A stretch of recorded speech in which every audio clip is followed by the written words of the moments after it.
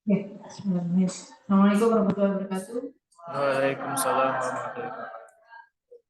Ini yang reguler 1 dan reguler 2 ya. Terkait praktikum edukasi bagaimana pemilihan kontrasepsi yang dia adalah berupa video edukasi. Nah, PJ-nya reg 1, reg 2 mana? Orangnya? 1, reg 1, reg 2-nya? Oke, mekanismenya adalah ini kan reg 1, reg 2 masing-masing kelasnya dibagi 4 kelompok. Saya cuma minta nanti reg 1 2 kelompok saja, reg 2 2 kelompok saja yang mewakili karena kan linknya sudah ini kan ditaruh di VLM kan?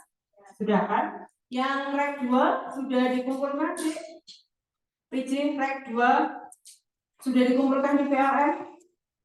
Sudah belum? Cek. Sudah belum?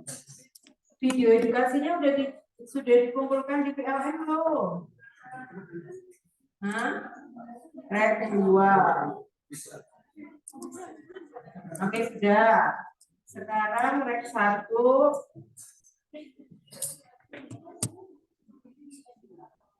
Reg 1 kali 5. Siapa yang belum mengumpulkan nih?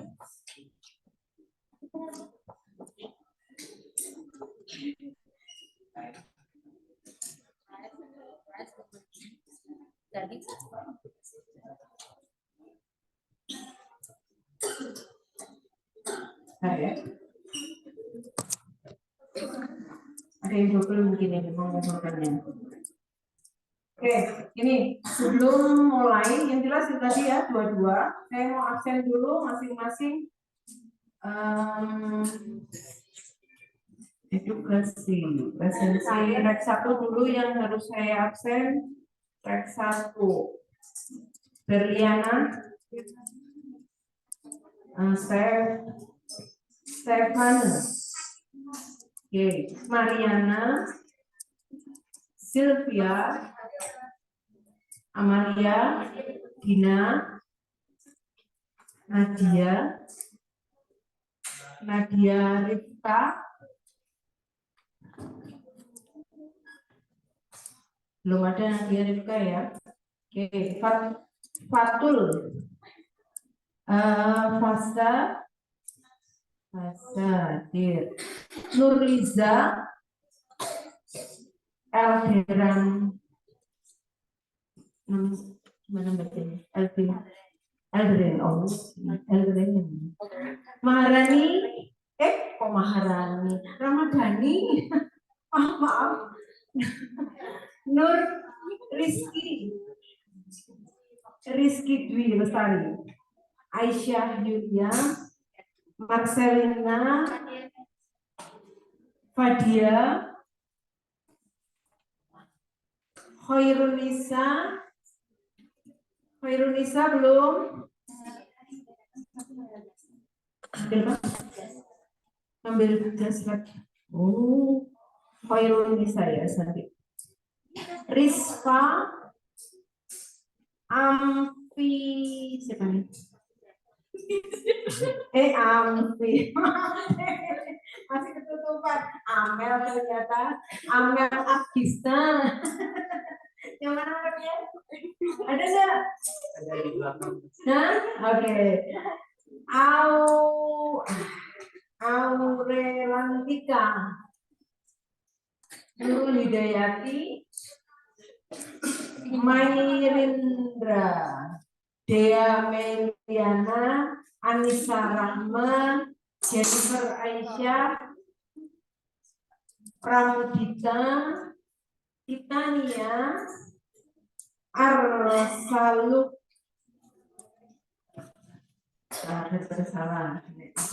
Febrina Rofiatul belum. Irfan Putri, Claudia Hesti, Bella Ardita, Virus saya apa dulu? Alia, biar menghubungi saya untuk suratnya. Fahda, Nur Ismah, Juwita India, Nisa, Nesa, Fatis, Asrul, saya Alfa dulu karena saya nggak punya suratnya. Roza, Kisan Desta. Jadi yang dijelaskan tadi namanya Khairul Misalnya ya, saya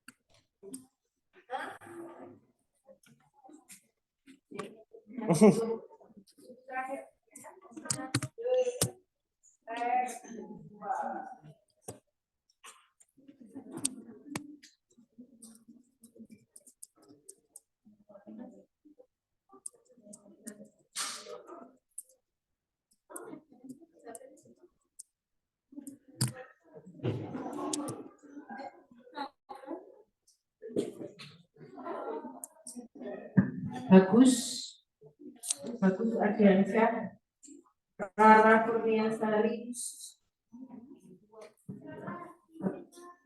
izin aku, saya Alfa ya, nggak ada suratnya. Hafsyah, Amelia, Eka Putri, Nabila Hana, Ahmad, Aufa, Carolina, Sinta Amalia,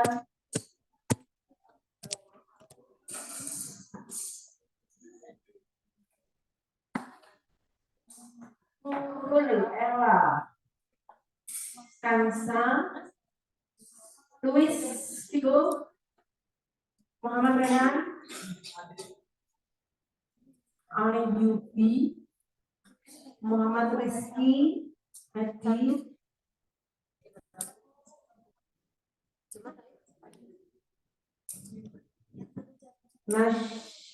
Nashwa, Farisa,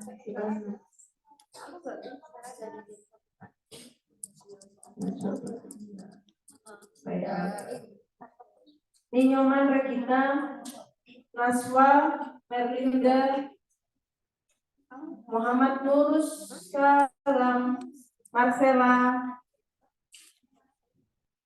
Adelina, Sarah, Rifka, Linda, Wahyu Ningrum, Alfa, Azza. Kasih ke saya suratnya kalau ada. Alifa,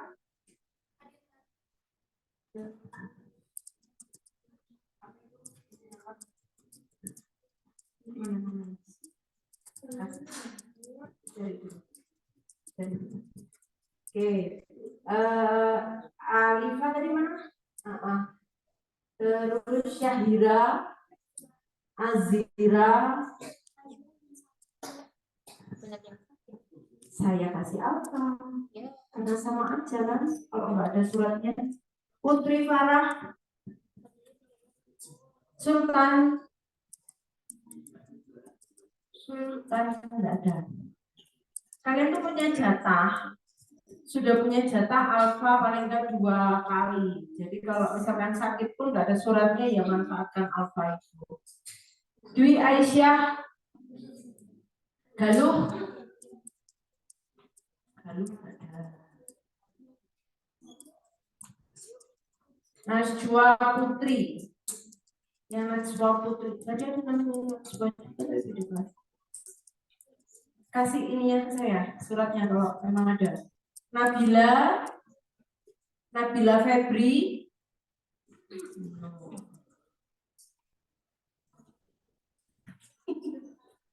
Angel, siapapun yang dia lagi alfa hari ini, kalau misalkan alfa dan ada surat sakitnya, silakan ke saya langsung ya. Dia Ulhak, apa itu MTG? Lurusani, Atristi, bukan Rizky, Atristi. Udah ya.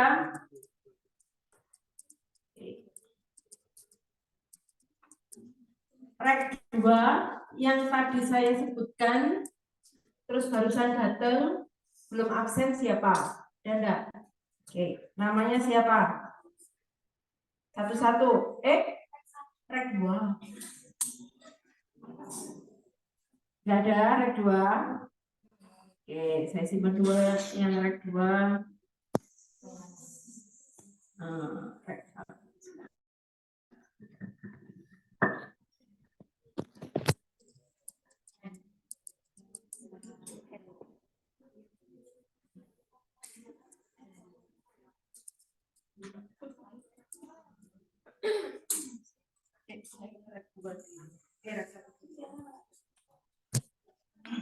Ya, anaknya sendiri kenapa saya yang sudah? Ya,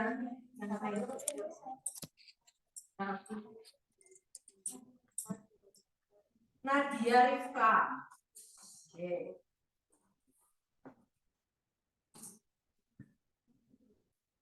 Indonesia Salsabila. Kenapa jadi di belakang? Kan tadi tasnya di depan. Aku mau pindah.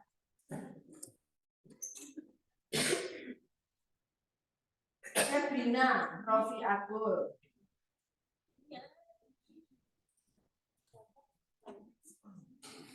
Virus. Virus, oh ya. Alia Zahra. Yang hari ini nggak hadir. Asrul Rahman. Isan Desta.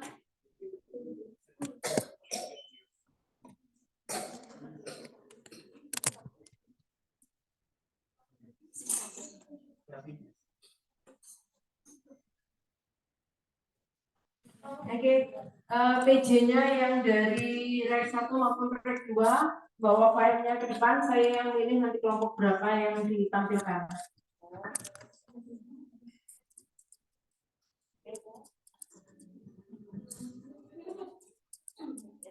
Mana PJ-nya rek 1? Ditampilkan tuh pakai HP ya apa caranya? Laptopnya mana? Iya, kalau orang mau menampilkan video kok nggak bawa laptop? Hah?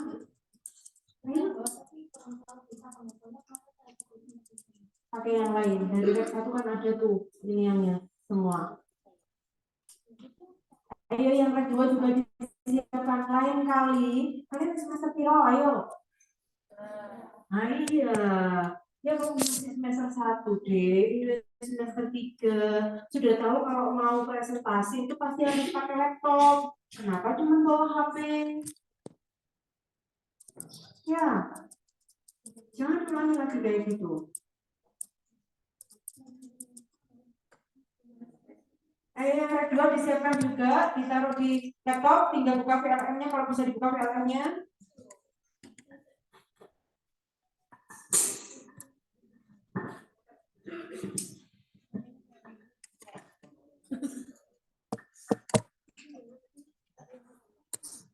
Yang kedua sudah. Tinggal buka VLM-nya. Atau kalau enggak, kan sudah disimpan di dokumen masing-masing atau Google Drive sekalian.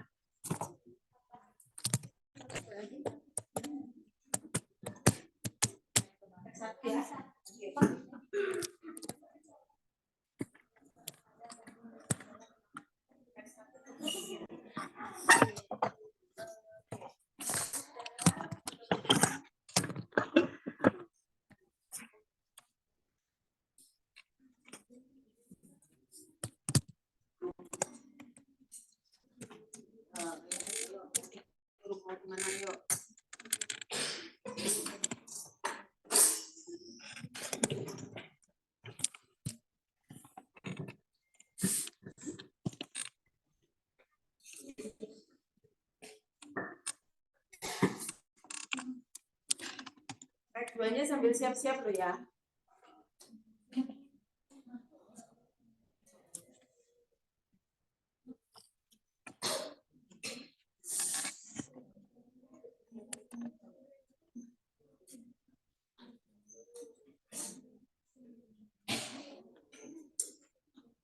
Oke, kemarin pembagiannya kayak gimana? Kelompok 1 tentang apa, 2 apa, atau loss, nggak ada penentuan? Oke, ada kelompok 1 tentang apa? BKB. Kelompok 2?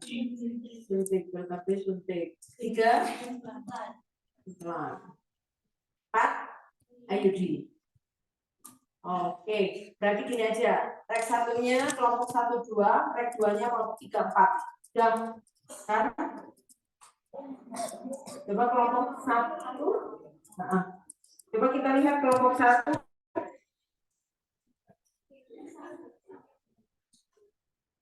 Sudah diterangkan tentang alat-alat kontrasepsi macam-macamnya semuanya kan sama Bu Ayu? Sudah. Oke.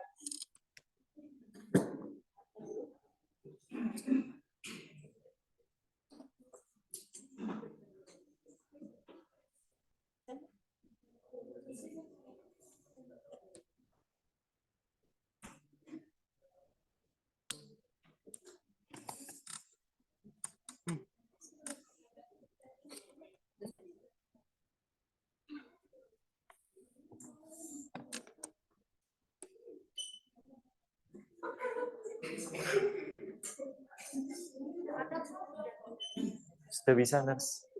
Sudah.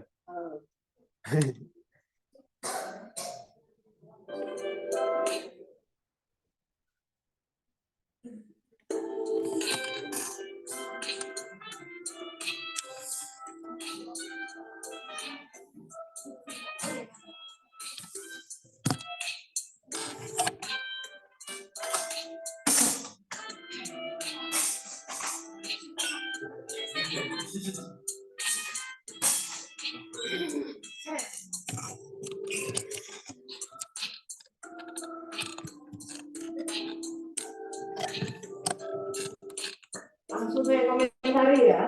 Definisinya terlalu banyak kalimatnya.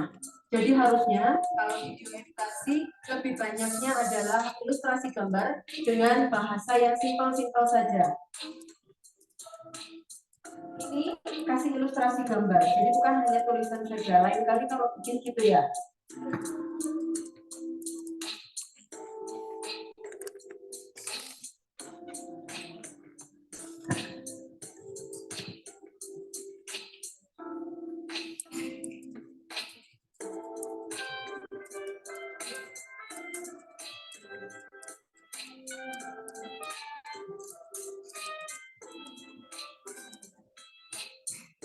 Secara umum masih banyak tulisannya ya. Iya. Video kelompok 1.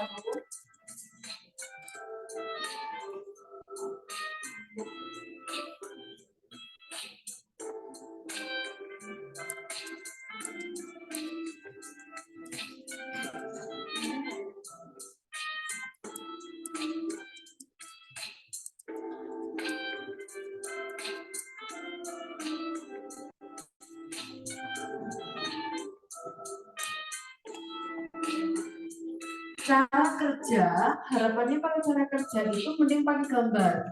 Jadi kalau bisa pakai siklus, mending pakai siklus. Karena kalau pakai tulisan ini, audiensnya kamu sendiri aja ya, itu bakal males bacanya. Ya, makanya harus pakai ilustrasi. Kalau bisa pakai kayak siklus gitu, atau pakai panah-panah.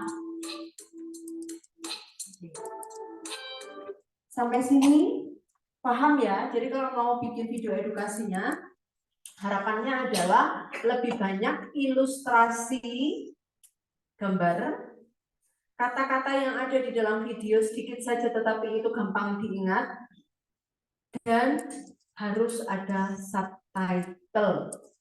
Jadi sudah ada yang ngomong. Voice over. Ya, pakai voice over, pakai subtitle di bawahnya yang menerjemahkan si voice over itu. Ada nggak yang sudah bikin kayak gitu? Dari semua kelompok ada nggak yang sudah bikin kayak gitu? Ada voice over-nya? Atau ada subtitlenya? Nggak ada. Ini. Lanjut yang kelompok 2, X1.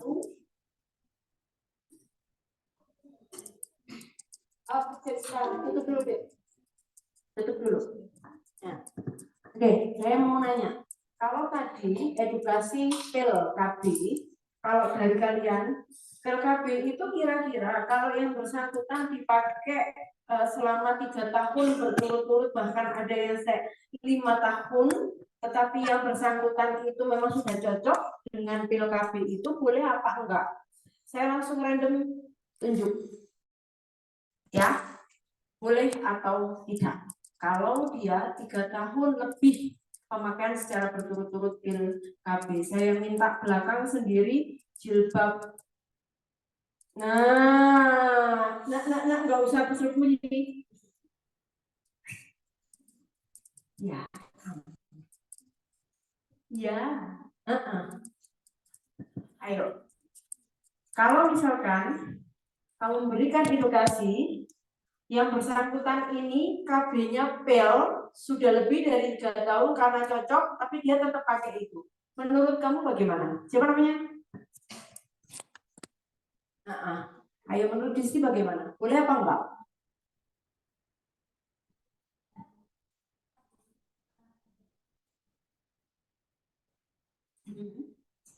Pertimbangan apa yang membolehkan?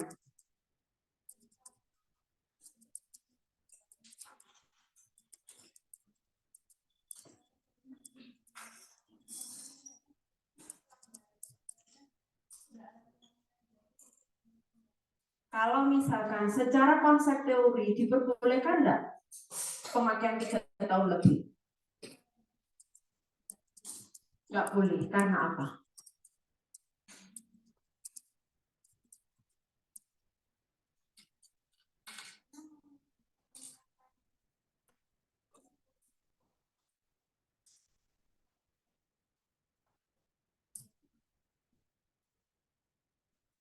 Kan itu dipakai untuk mengurangi mencegah kehamilan. Kok ada jadi? Ayo, apa? Kenapa dia tidak diperbolehkan secara konsep teori? KB yang sifatnya dia hormonal seperti pil KB maupun suntik, kenapa dia tidak diperbolehkan pemakaian lebih dari 3 tahun berturut-turut?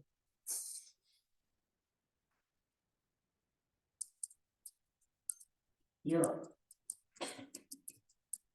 bingung nyari semuanya di bawah ya. Iya. Oh. Yuk, karena apa yuk?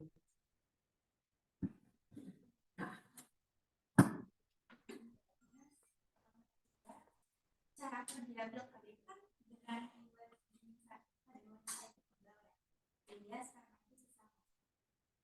jadi kalau misalnya dikonsumsi dalam obat fiber, di sakitnya itu makin tebal, itu menyebabkan pada saat menstruasi itu jumlah darahnya itu yang keluar itu dalam jumlah yang masif.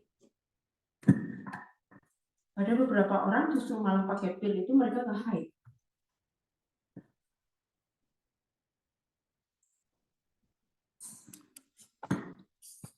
Bisa?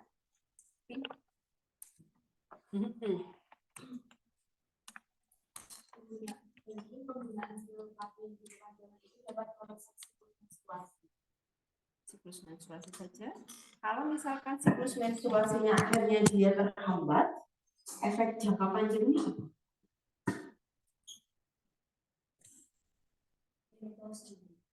Menopause dini. Ada lagi yang mau berpendapat selain menopause dini? Kalau harusnya siklus menstruasi setiap bulannya itu harus ada. Nah, pada yang bersangkutan, karena dia udah nyaman dengan itu dan tidak ada peningkatan berat badan dan gula kecil, dan yang bersangkutan memang patuh untuk selalu minum pil setiap harinya, tetapi akhirnya kemudian menstruasinya terhambat, tidak pernah menstruasi setiap bulannya, kira-kira apa yang terjadi di tubuhnya? Terjadi apa? Ketidakseimbangan hormon. Nah, ketidakseimbangan hormonal yang harusnya dia itu darah itu si dinding endometrium memang diluruhkan untuk biar dia menstruasi, dia tebel terus di situ.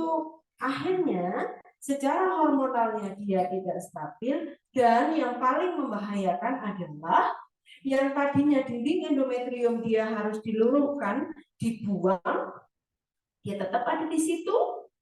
Yang terjadi adalah pertumbuhan sel yang tidak abnormal, bisa ke tumor, bisa ke kanker. Itu adalah efek samping dari kontrasepsi hormonal yang paling sering terjadi. Dan banyaknya dari masyarakat itu tidak mengetahuinya mereka. Yang mereka tahu adalah nyaman, sudah cocok, tidak pernah terjadi perdarahan, dan tidak sampai menimbulkan efek samping seperti flek di wajah, peningkatan berat badan. Itu kan membuat mereka akhirnya nyaman. Nggak mau nih ganti-ganti. Kadang pun sudah di puskesmas dikasih sudah dikasih tahu bahwa efek sampingnya seperti ini kasih edukasi, tetap mereka nggak mau Bu, karena saya sudah nyaman dengan ini dan suami juga membolehkan. Gitu. Nah, harapannya adalah ketika ada edukasi kontrasepsi, nah ini bagaimana kalian mengarahkan mereka? Ya sebenarnya bukan masalah menakut-nakuti ya. Cuman kalau ada masyarakat yang kita tahu itu mereka sudah bebal karena mereka sudah kekeh itu yang terbaik bagi mereka, sedangkan secara kesehatan itu sangat berkebalikan ya, kontradik, maka itu harus diarahkan. Mau tidak mau kita harus memberikan sedikit bahayanya. Ibu kalau ini ya terus menerus nanti terjadinya tumor loh Bu, bisa memicu ke kanker. Memang saya bukan maksud saya untuk menakut-nakuti, tetapi memang secara kesehatan itulah yang terjadi. Ya, makanya itu harus dikomunikasikan. Kembali lagi, kita tidak bisa memaksa ibu untuk menuruti apa mau kita, tetapi kita hanya memberikan edukasi. Efek sampingnya, jangka pendek, jangka panjang, semuanya dijelaskan. Kembali lagi, keputusan ada pada pasiennya.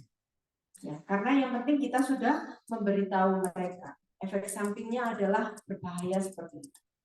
Nah, justru ketika kamu memaksakan kehendaknya Bu, mending ganti aja ya, ini kan sudah pil, ganti aja ya ke IUD gitu. IUD kan dalam bahasa awamnya spiral ya, orang di luaran menganggapnya adalah gadis spiral. Nah, kalau ganti ke IUD, kalau yang bersangkutan tidak terlalu sreg, itu juga bahaya. Ya, karena nanti efek samping IUD nanti akan dijelaskan oleh video yang keempat. Gitu ya, kita lihat nanti. Oke, sampai sini cukup ya. Lanjut ke video kedua.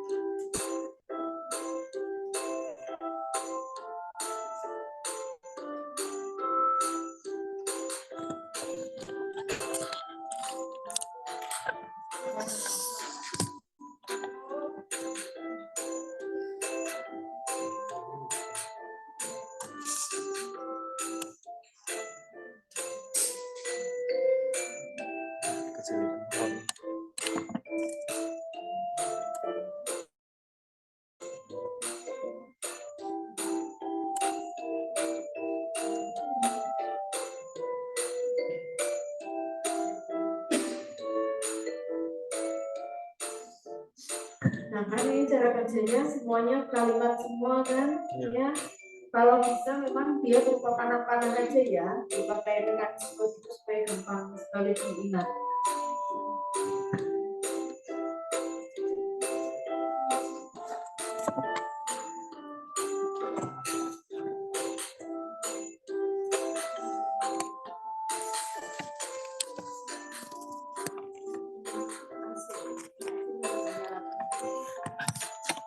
Biasanya di ruang medis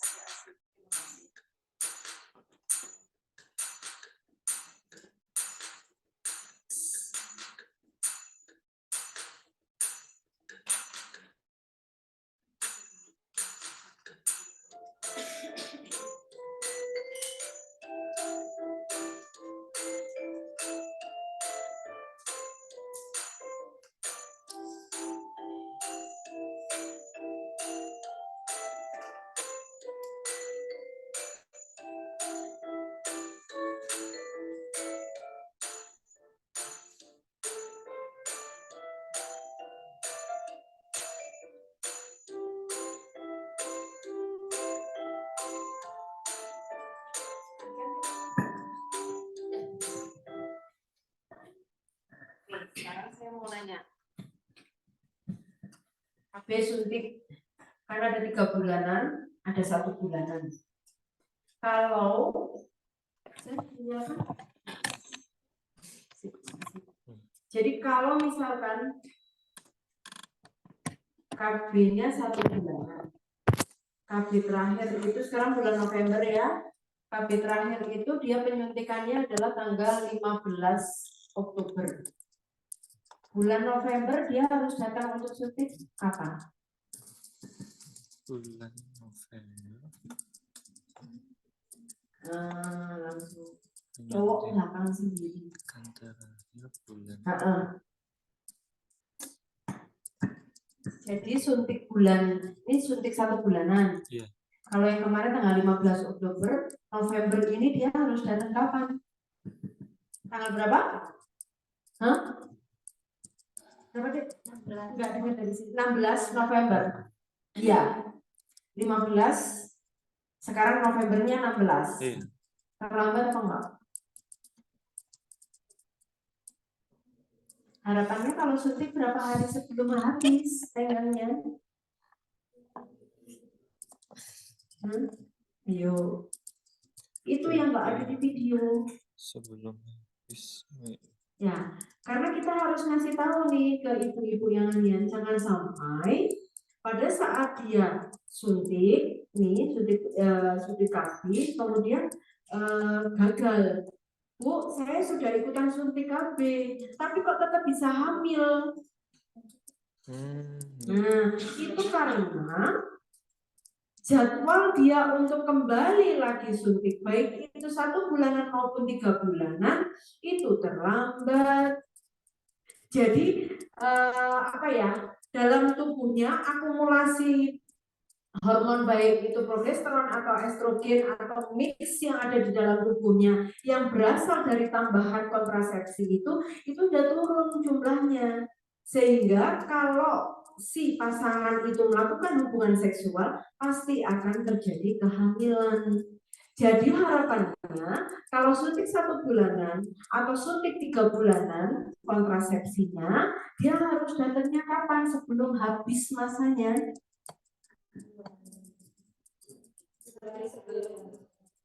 Ayo, berapa hari?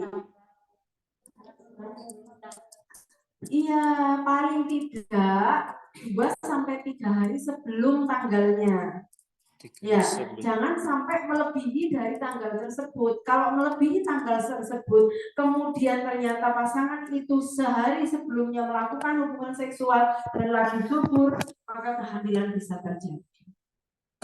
Justru ketika kehamilannya sudah terjadi pertemuan ovum sama sperma, di saat kemudian besoknya ditambahin lagi kontrasepsi, nah yang terjadi adalah kehamilan itu bisa tetap terjadi, tetapi karena ada penambahan hormon estrogen, progesteron, maka nantinya janinnya yang akan terpengaruh. Bisa jadi tetap terjadi kehamilan, tetapi beberapa minggu kemudian bisa jadi keguguran. Oh iya. Gitu. Ya, dan itu yang belum ada di video. Apa sudah tahu kan ya yang harus dilakukan. Oke, sampai sini ada yang mau ditanyakan? Siapa tahu ada?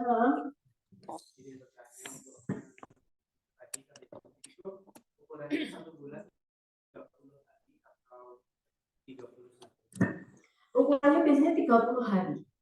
Ya, bukan 31. Ideal. Lagi mau nanya? Ada? Kita lanjut yang reguler 2, video 3 dan 4. Kelompok 3 dan 4.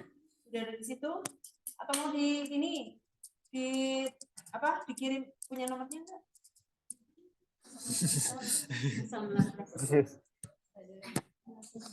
Ya nomornya enggak? Sabar. Bisa apa? Kasih. Kalau udah siap nggak apa-apa, ke depan bawa laptopnya. Kalau belum, boleh langsung ditransfer ke sini nih. WA-nya sudah terbuka. Dikirim maksudnya via WA. Enggak kelamaan, dari saya. Kasih ya. Bisa gak ini? Pelan-pelan. Nah. Ya.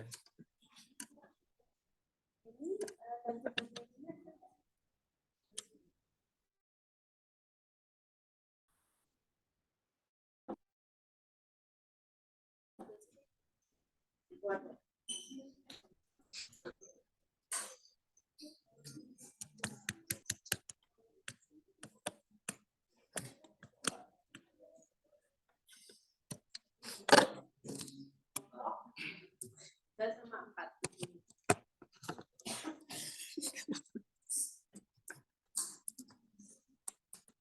Bisa Bisa. Assalamualaikum warahmatullahi wabarakatuh. Perkenalkan kami dari kelompok 3 berangkat Lain. pasal Sabila, Asy Firmansyah, Azira Setia, Syira Aulia, Kita dari nemu kopi apa itu kopi Tapi apa? biar ya. Mana anaknya? Reda. Nah,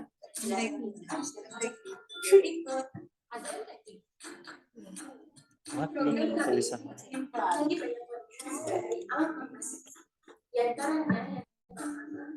Ya, terlalu banyak tulisannya ya. Harapannya cuma ilustrasi aja yang banyak. Yang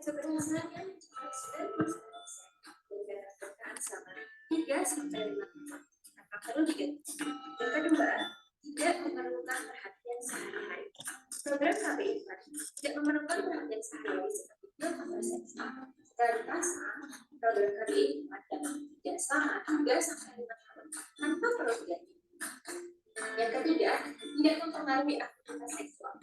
Program KBI tidak mempengaruhi aktivitas seksual dan tidak mengurangi kenikmatan seksual.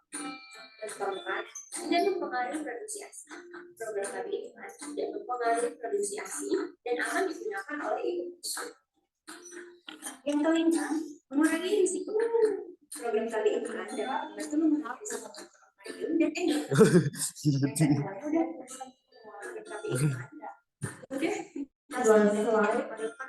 Dua layarnya masih nanti kalau bikin ilustrasi gambarnya punya ya. Kalau nanti mata kuliah yang lain pun sudah bikin video pembelajaran. Kalau bukan yang berupa SOP suatu prosedur, maka harus banyak ilustrasinya, ya.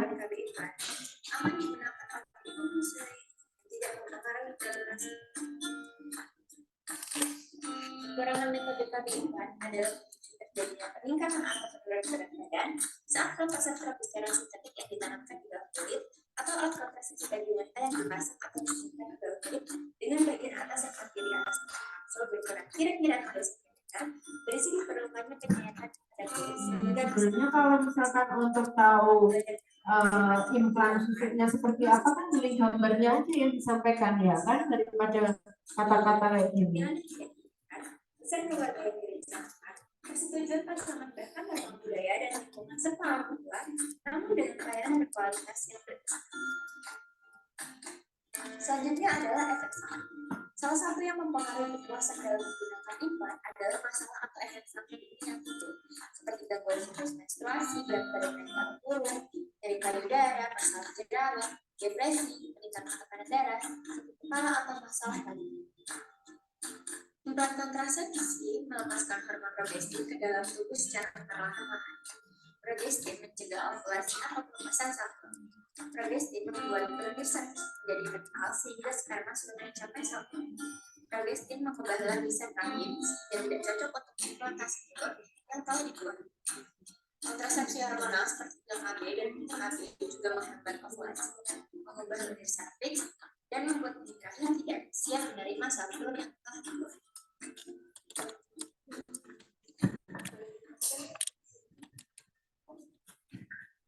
Justru kalau kalian mau edukasi tentang implan ini, ya yang ditampilkan justru malah implannya gambarnya seperti apa, dia nanti akan dipasang di mana, terus nanti pada saat pemasangan ibunya disiapkan apa, posnya ibu tidak boleh apa, itulah yang harusnya disampaikan di video edukasi ini. Ya, coba saya mau nanya. Baik. Bisa nanya, terus tangannya udah Pos bingung sama HP pemasangan. masing-masing. Nah, kan kok sekarang depan. Yuk, KB implan itu dia implannya ada berapa batang?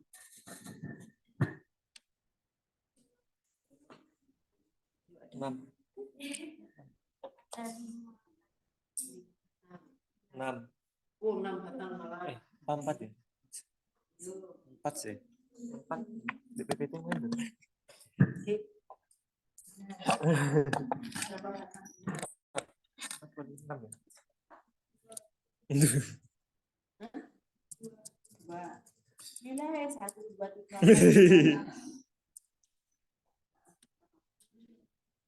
Dua atau 1? Oh, 2 atau 1. Dek, jilbab coklat yang lagi menghadap ke samping ya. 1. Ya, wis. Berapa? Jumlahnya ada berapa batang? 1 juga. Yang hijau cowok baju hijau dia ada 2. Yes. Sekarang 2 atau 1? paling banyak 1, 2. 5, 6 cuma 1 orang. 1 atau 2 atau 3? 1 atau 2? 1 atau 2? Kalau dulu KB implan itu sesuai dengan masa aktifnya. Kalau dia masa aktifnya 3 tahun, dipasangnya 3. Kalau dia masa aktifnya 5 tahun, dipasangnya 5 gitu. Kemudian kan tahun demi tahun sudah banyak penelitian. Akhirnya walaupun dia masa aktifnya 3 tahun atau 5 tahun, itu ada yang cuma dipasang 1 saja atau yang dipasang 2 saja. Ya, jadi itulah yang harus disampaikan. Kemudian implannya ini terbuat dari apa?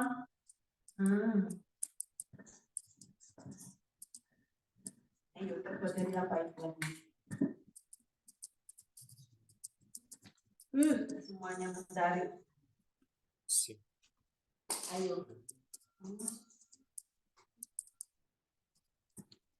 Besi, aluminium, atau plastik, atau silikon. Masuk plastik. Iya kan? Plastik. Ayo, Aku bayangin. silikon. Silikon deh kayaknya. Ada lagi yang lain. Plastik. Ya? Plastik elastis. Nah, iya, plastik elastis. Iya toh. Bener kan? Plastik elastis. Nah, sekarang kalau dia plastik elastik, Oh iya. kira-kira ketika dia dimasukkan di dalam lengan, melebur atau enggak? Enggak. Karena apa? Tidak absorbable, terus apa lagi? Karena nanti harus diambil, kan dia punya masa aktif. Ketika dia sudah dipasang masa aktif 3 tahun atau 5 tahun atau belum dari masa aktif tapi ibunya pengen hamil, maka dia bisa dilepas. Nah, di dalamnya ada apa? Di dalam implan tadi itu ada apa kandungannya? Hormon. Apa hormon apa? Progestin. Nah, sudah kan progestin jawabannya. Nah, sekarang kalau pada saat pemasangan, bagaimana caranya? Kira-kira butuh nggak info ibu-ibunya? Butuh. Iya, karena kalau kita mau ibu itu memilih suatu alat kontrasepsi, dia harus tahu prosedur pemasangannya seperti apa, menakutkan apa tidak, membahayakan nyawa apa enggak, bisa timbul perdarahan atau tidak. Ya, makanya di dalam video edukasi cara pemasangan atau prosedur pemasangan itu pun harus disampaikan. Coba kalau misalkan implan tadi itu dia caranya masangnya harus bagaimana? Bisa nggak? Oh. Bisa ya di incisi. Di incisi terus dimasukkan. bisa ya. Incisinya perlu pakai anestesi atau Jelas. Pakai Oke, jelas. Insisinya kira-kira berapa senti? 1 sampai 2 mili. 2 Mili. mili. Senti. Senti. Paling lebar 2 senti. Biasanya cuma 1 senti saja, karena dia ada plunger-nya yang dia bisa memasukkan. Ya, oke, sudah. Setelah dipasang, ibunya harus bagaimana? Dipasangnya di lengan mana sih? Lengan atas, luar atau dalam? Dalam. Dalam. Nah, kemudian kalau dia sudah selesai, harapannya apa? Di lengan sebelah kanan atau kiri? Non-dominan.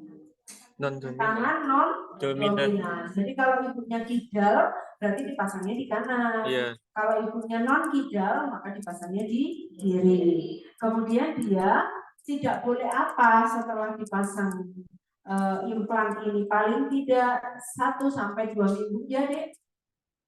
Tidak boleh apa yuk? Ayo tadi udah ngomong, giliran ditunjuk kok diem. Hah? Tidak tahu. Sebelahnya sekarang yang kacamata diturunkan. Apa yuk? Pos pemasangan harus bagaimana itu? Yang keras saya nggak dengar. Hah? Apa? Oh, malah justru beraktivitas berat. Harus banyak latihan maksudnya. Nggak boleh. Nggak boleh beraktivitas berat. Selama. Contohnya, ngepel boleh nggak? Oh, angkat berat. Kalau gendong anaknya boleh nggak? Kan Boleh. kalau misalkan dia masih punya anak kecil, boleh nggak gendong anaknya? Ayo, boleh apa enggak? Dia masih punya baby nih, karena kan dia habis melahirkan, kemudian daripada nanti kesundulan istilahnya ya, terus hamil lagi padahal anaknya masih bayi, boleh nggak? Habis dipasang implan gitu, terus dia gendong bayinya, boleh nggak? Boleh. Boleh. Iya. Pakai tangan yang benar. Gimana caranya gendong? Pakai tangan dominan. Satu tangan tuh gimana caranya gendong bayi satu tangan aja? Iya. Boleh gendong, tetapi tidak boleh berlebihan selama paling tidak 1 sampai 3 minggu awal pemasangan. Oh iya. Boleh gendong karena kan kalau dia masih bayi otomatis kan harus disusui ya, dan Iya. juga kalau mau menyusui pasti kan gendong anaknya dulu. Iya. Betul. Tetapi kalau misalkan nanti di rumah ada yang mau lagi, boleh diserahkan ke yang lain. Kalau tidak ada, itulah biasanya resiko yang terbesar terjadi di masyarakat. Nggak ada yang ngomong, Bu, akhirnya saya tetap gendong. Yang terjadi adalah infeksi. Iya. Jadi bekas penusukannya itu bengkak, dan kalau dia terlalu berat aktivitasnya, itu implan bisa jalan kemana-mana. Jadi implannya itu dia bisa, yang tadinya dia ada di lengan bagian dalam sini, masuk ya, ke dalam. dia bisa Naik ke atas. sini, Oh. ya, sampai ke daerah pundak. Bahkan ada yang sampai ke clavicula di sini. Wow. Kalau terlalu banyak melakukan aktivitas berat. terutama yang angkat-angkat berat. Ya, makanya kalau misalkan memang implan, ya seenggaknya yang kiri diminimalkan kerjanya. Kita pakai yang kanan saja kalau dipasangi implan. Itu, ya. Efek sampingnya implan apa? Tadi ada di bagian. Ayo, apa tuh efek sampingnya? Menaikkan berat badan, iya apa enggak? Ya, terus apa lagi? Nyeri bengkak awal-awal. Nyeri bengkak kalau terlalu berlebihan gerakannya. Menstruasinya lancar apa enggak? Teratur Tidak apa enggak? teratur. Tidak Oke, teratur. jadi gini ya. Saya mau bilang bahwa semua jenis kontrasepsi hormonal itu bisa bervariasi karakteristiknya kepada setiap orang, pasti akan berbeda.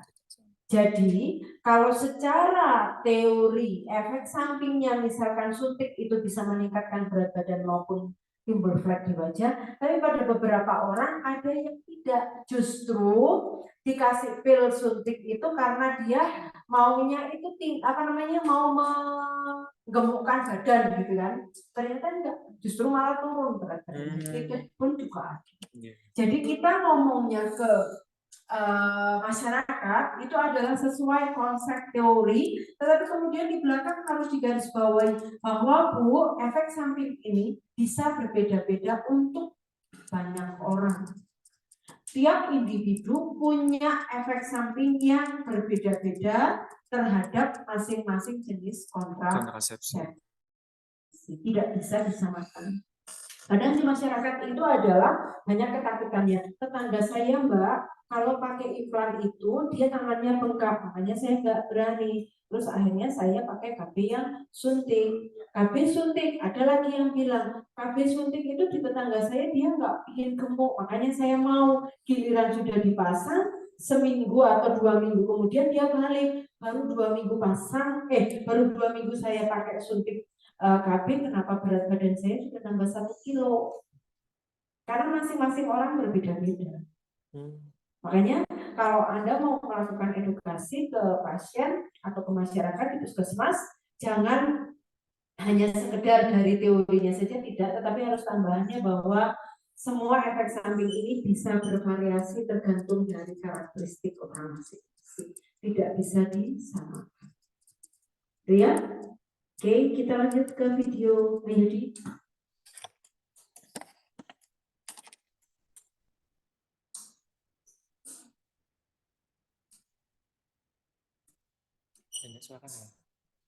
Yang kedua akan memberikan edukasi mengenai IUD atau intraocular device untuk memenuhi tugas mata kuliah praktik keperawatan maternalitas. Simak baik-baik ya.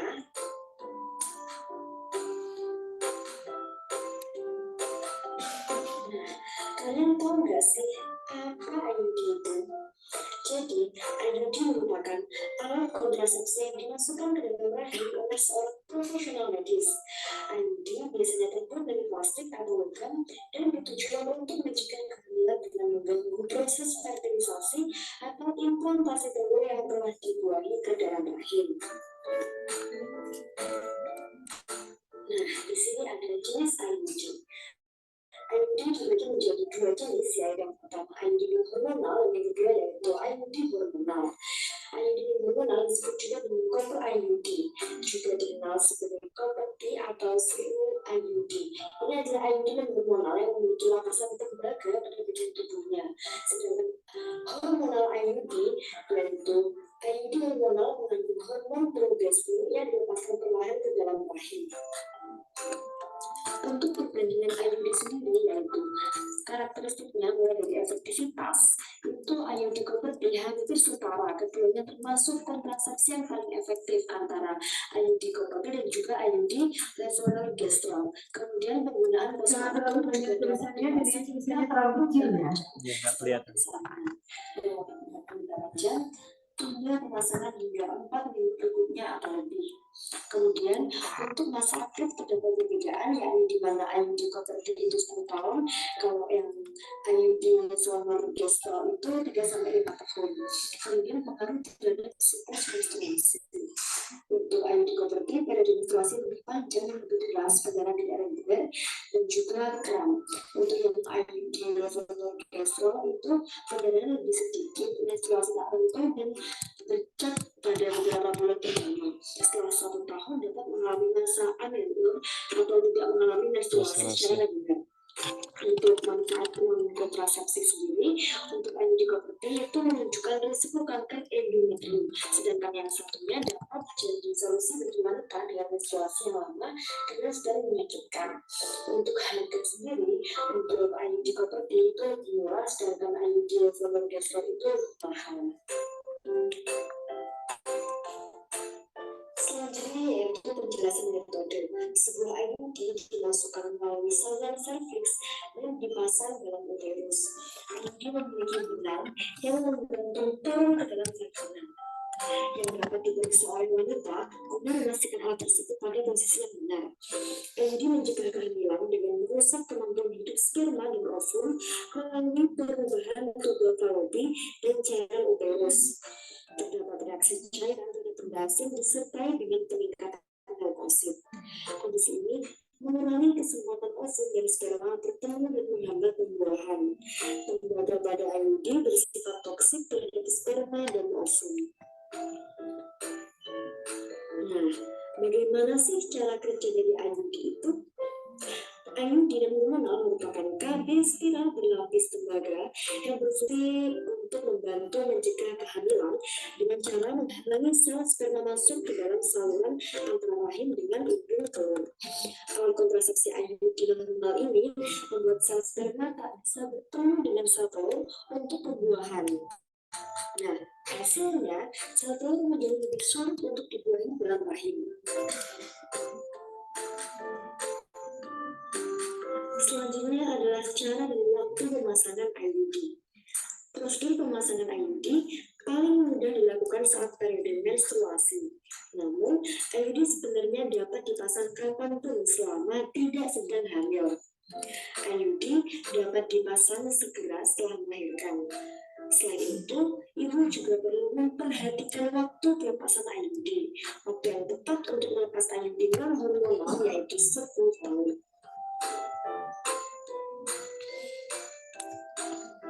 Oke, bicara mengenai alat kontrasepsi IUD, apakah alat kontrasepsi IUD ini efektif untuk mencegah kehamilan? Nah, jika dibandingkan dengan alat kontrasepsi lainnya, KB IUD ini merupakan salah satu alat kontrasepsi yang dapat bekerja secara efektif untuk mencegah kehamilan nih. Jenis KB spiral efektif digunakan bila Anda tidak ingin hamil untuk sementara waktu. KB IUD merupakan alat kontrasepsi yang bisa langsung mencegah terjadinya kehamilan setelah dipasang di dalam tubuh, jadi peluang untuk hamil saat menggunakan IUD ini sangat kecil. Selain itu, KB spiral ini bisa bertahan untuk waktu yang lama. Selanjutnya, IUD termasuk dalam kategori efektif dengan efektivitas 92-94% dan tidak perlu diingat setiap hari seperti halnya pil. Jadi, kapan sih untuk periksa ulang IUD? Apakah perlu atau tidak perlu? Nah, jadi di sini untuk periksa ulang IUD itu bisa dilakukan dalam waktu 2 minggu setelah pemasangan, kemudian 1 bulan setelah pemeriksaan pertama, 3 bulan setelah pemeriksaan kedua, dan juga setiap 6 bulan sampai 1 tahun. Jadi jangan lupa untuk melakukan periksa ulang IUD ya ibu. Ketika tubuh kita terpasang IUD, kapan sih waktu yang tepat untuk diperbolehkan melepas IUD? Jadi, diperbolehkannya melepas IUD itu pada saat kita ingin hamil kembali. Kemudian, pada saat juga leukorea sulit diobati, terjadinya infeksi, terjadi perdarahan, dan juga terjadinya kehamilan yang sangat kecil. Kekurangan dari pemasangan IUD itu yang pertama adalah lebih efektif dan efisien. Alat kontrasepsi ini bisa dilepas kapan saja tanpa harus mempengaruhi kesuburan ibu. Dengan begitu, setelah alat ini dilepas, kesuburan ibu bisa langsung kembali normal. Salah satu alasan para ahli merekomendasikan IUD sebagai pilihan KB yang baik bagi wanita adalah karena alat kontrasepsi ini bisa bertahan lama. Tidak hanya itu, KB IUD merupakan alat kontrasepsi yang tidak memerlukan perawatan harian dan sangat efektif dalam mencegah kehamilan. Untuk yang kedua adalah aman untuk ibu menyusui, karena KB IUD tidak mempengaruhi produksi ASI. Yang ketiga, mengurangi risiko penyakit. Penggunaan IUD ini juga dapat membantu ibu mengurangi risiko terkena penyakit kanker serviks dan kanker endometrium, serta cocok untuk ibu yang menderita penyakit hipertensi. Yang keempat, tidak mempengaruhi berat badan. IUD tidak memberikan efek samping peningkatan berat badan, layaknya salah satu efek samping dari KB hormonal. Yang kelima, tidak ada interaksi obat-obatan karena IUD dan hormonal tidak terdapat kandungan obat di dalamnya.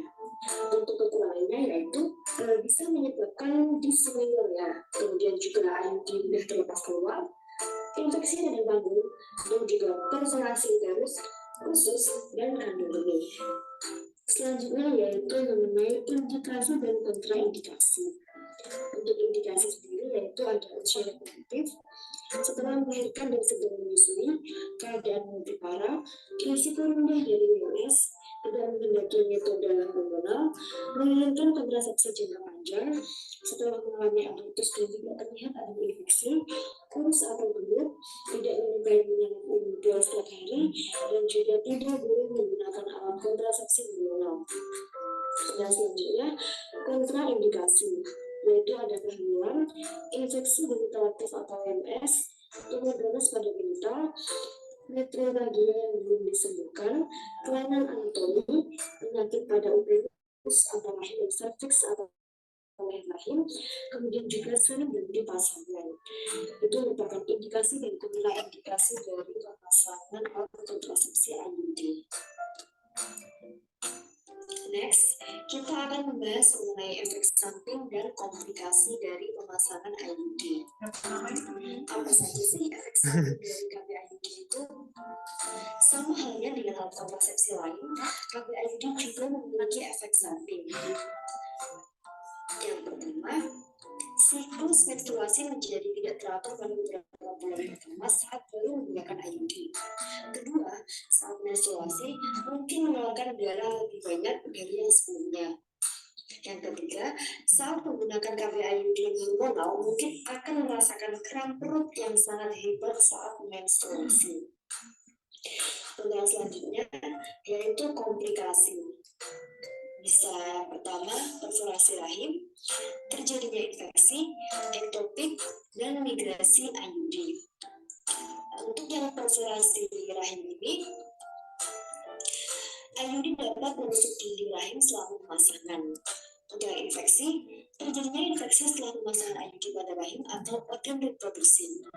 Untuk ektopik, risiko kehamilan ektopik atau hamil di luar rahim sedikit meningkat dengan IUD. Untuk yang terakhir, migrasi IUD merupakan kondisi di mana IUD berpindah dari posisi awalnya di dalam rahim dan bisa terdorong ke dalam rongga rahim atau keluar dari rahim.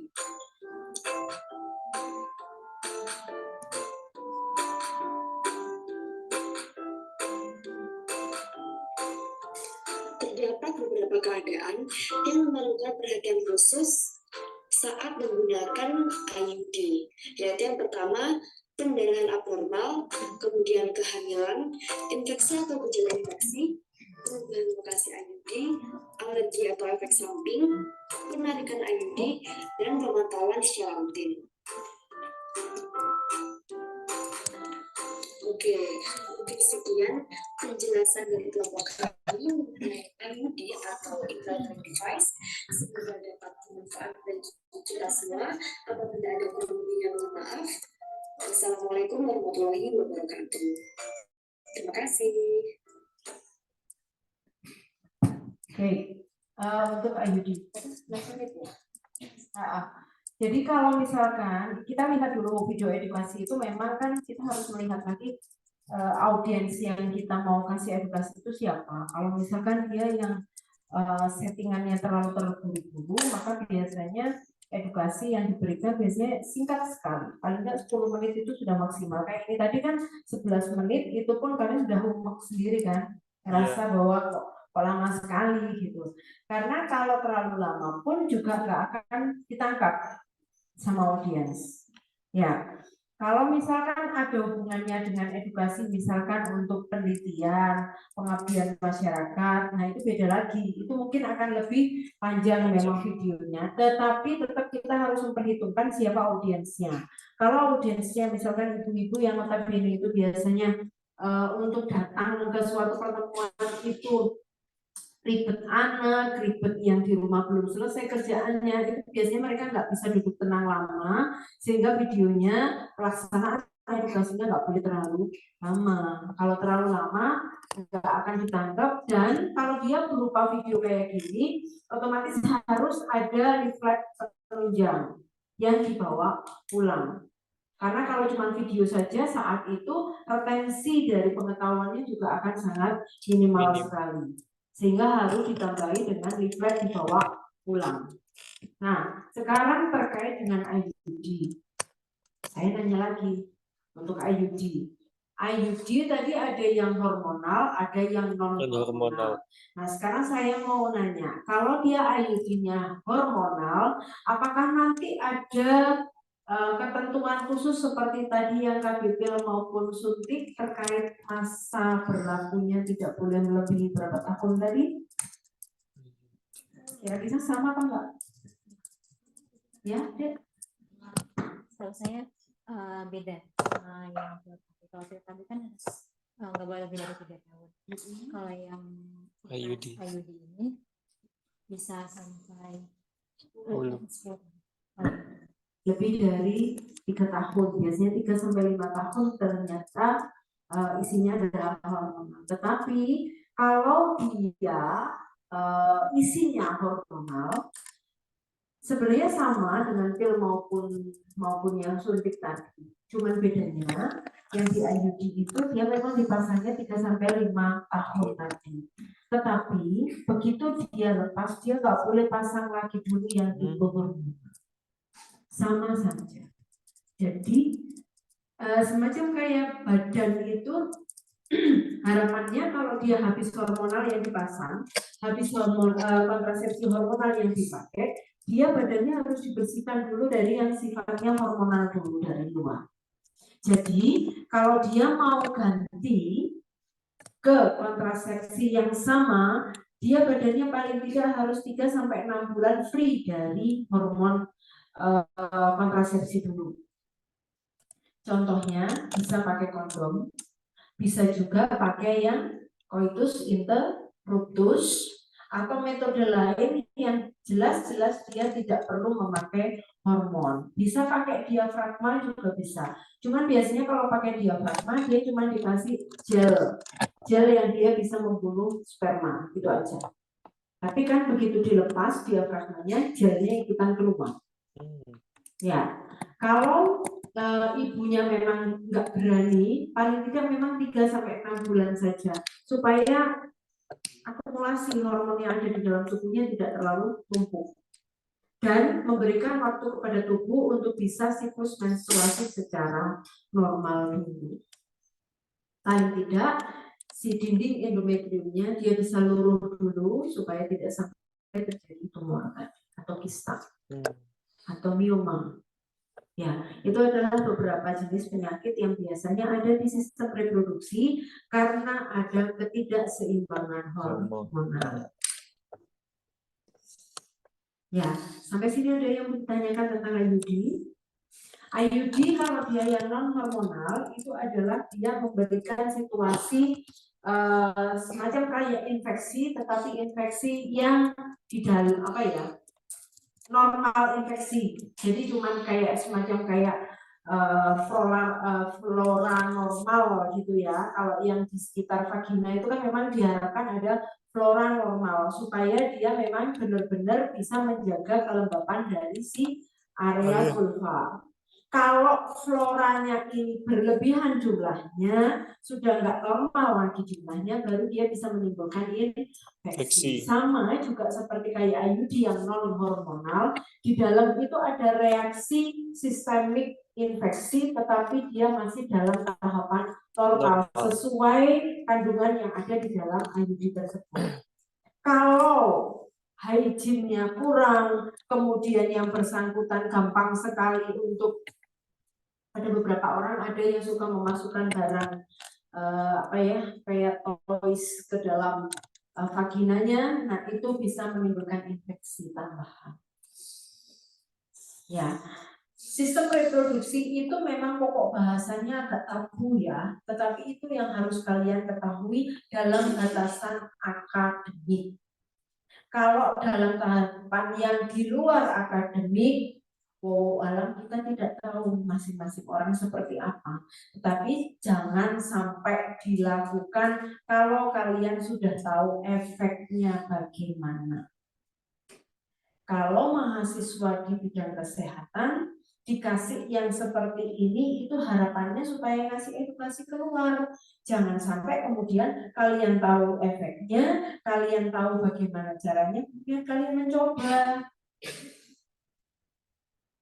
Ya, yang cowok jangan dicoba ya.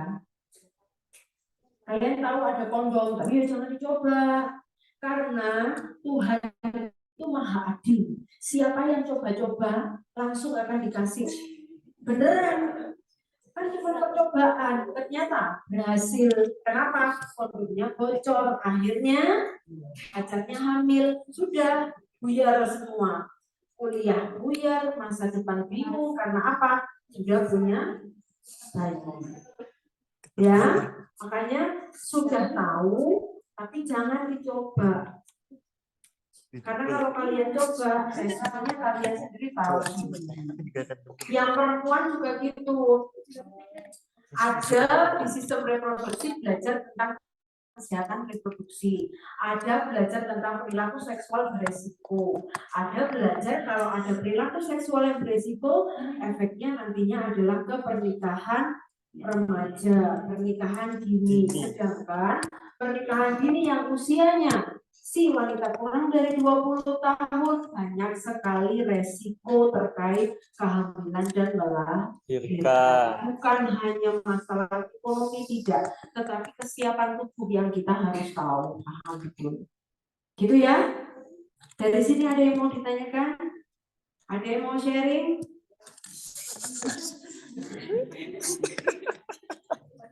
Kalau tidak ada pertanyaan, alhamdulillah untuk hari ini sekian dulu. Kita masih punya waktu lagi nanti hari Kamis depan terkait bagaimana pemasangan IUD dan juga bagaimana swab vagina. Dan kalau saya lebih menyarankan kalian untuk melihat dulu video yang ada di PLM, karena kalau Anda praktek di sini, saya praktek di sini, itu kan yang belakang jadi nggak bisa lihat. Tapi kalau sudah lihat videonya dulu, paling tidak sudah ada gambaran awal itu toh yang ada di video. Gitu ya. Oke, kurang lebihnya saya mohon maaf. Saya ini wassalamualaikum warahmatullahi wabarakatuh. Waalaikumsalam warahmatullahi wabarakatuh. Terima kasih, Nars.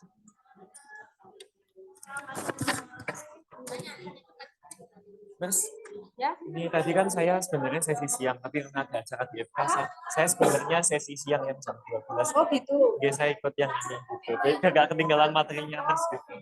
Nanti dikonfirmasi ke JMK, saya sudah chat dengan waktu gitu. absen. Ya sudah. Jadi nanti absennya sesuai siang. Oke. Oke. Makasih banyak ya, Nars. Ya.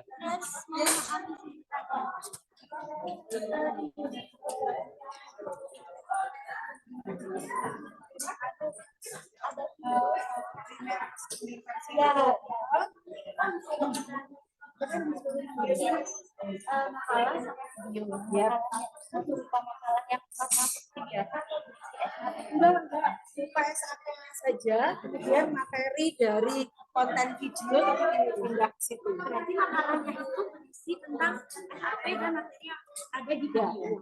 Untuk covernya dikasih cover atau nggak usah itu aja dijepret aja, nggak usah pakai nikon. Ini dicetak ya, Ners? Oh iya nggak usah. Nggak usah dicetak ya, Ners? Biasa aja. Berarti langsung di halaman pertama langsung isinya mulai rincian dari anggota kelompok dulu lah. Biasa. Untuk yang itu di RPS, untuk yang di depan itu apa pembahasan media edukasi itu berarti masuk yang ini atau pembahasan itu? Ini yang untuk depan pembahasan dan pelepasan. Oh bukan, ini bukan media edukasi, ini langsung praktikum kok. Oh iya. Karena yang ini belum kayaknya. Kan harusnya pertemuan yang ini kan. Berarti kalau ini nggak usah media edukasi karena nanti saya yang ya. Terus tadi itu yang kelompok 2 reguler 1 itu ada satu anggota kelompok yang belum masuk namanya anggotanya itu. Jadi belum